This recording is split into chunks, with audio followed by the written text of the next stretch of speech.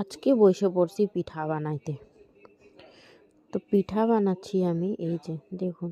এই পিঠাটা দেখে মনে হচ্ছে আমি প্রথমবার বানাইছি বলে, ফার্স্ট টাইম বানাইছি। এত সুন্দর হয়েছে, অনেক খুশি আমি। এবার পিঠাটা বানাইছি কীভাবে চলো দেখাই। তো এবার আমি চালটা সকালেই ভিজায় রাখছিলাম, আর সুন্দর সেন্টলা আতপ চাল, আর হচ্ছে চালটা ভিজাই নিছি। আর এখানে 440 গ্রাম চাল নিছি। অল্প করে বানাবো, পরে দেখা যাবে বইলে। তো অল্প এখানে আমি ব্লেন্ড করে নিছি মিক্সিতে। তারপরে দেখলাম যে পুরো পাতলা হয়ে গেছে, তো একটু আরও চাল উঠাই নিয়ে আর দিলাম ওর মধ্যে, যাতে একটু মোটা করতে হবে। এভাবে পাতলা বানালে তো পাতলা হবে না। তো এই যে সুন্দর করে এটাকে আরও পেস্ট করে নিয়ে এরকম করে একটু মোটা করে বানাই নিছি। এবার কড়াই বসাই নিছি, কারণ আমাদের সরাটা হয়ে গেছে খারাপ, শ্যাওলা পড়ে গেছে, ওটাতে আমি বানাবো না ডিসাইড করছি, এই জন্য আমি বসা দিয়েছি কড়াই। তো আমি চামচ দিয়ে অল্প একটু তেল দিয়ে দিলাম। এবার দিয়ে দিলাম ব্যাটার। এটাতে শুধু লবণ দিছি আর চালের গুঁড়া, আর কিচ্ছু না। দেওয়ার পরে এবার ঢাকনা ঢাইকে দিছি।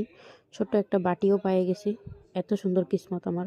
ছোট একটা বাটিও পেয়ে গেছি, যেটাতে এক বিন্দু মাত্র হাওয়া বেরাবে না, হাওয়া ঢুকবে না। তো ওই বাটি দিয়ে ঢাইকে নিছি, আর পরপর একটা দুইটা করে, হ্যাঁ টাইম লাগছে বানাইতে, অনেক টাইম লাগছে। এই যে এইটা হলো সুন্দর বাটিটা, যেটা একটুকুনো এর পাশ হবে না।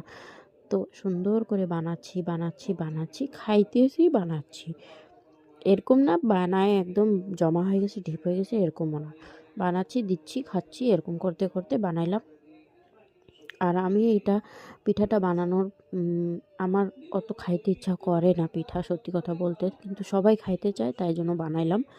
আর হচ্ছে আমার ব্যাটারটা হয়ে গেছে শেষ।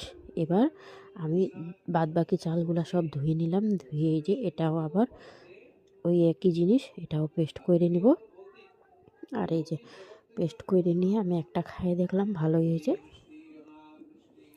দুই পাশে সুন্দর হয়েছে। আর হচ্ছে চা দিয়ে সবাইকে দিয়ে দিছি।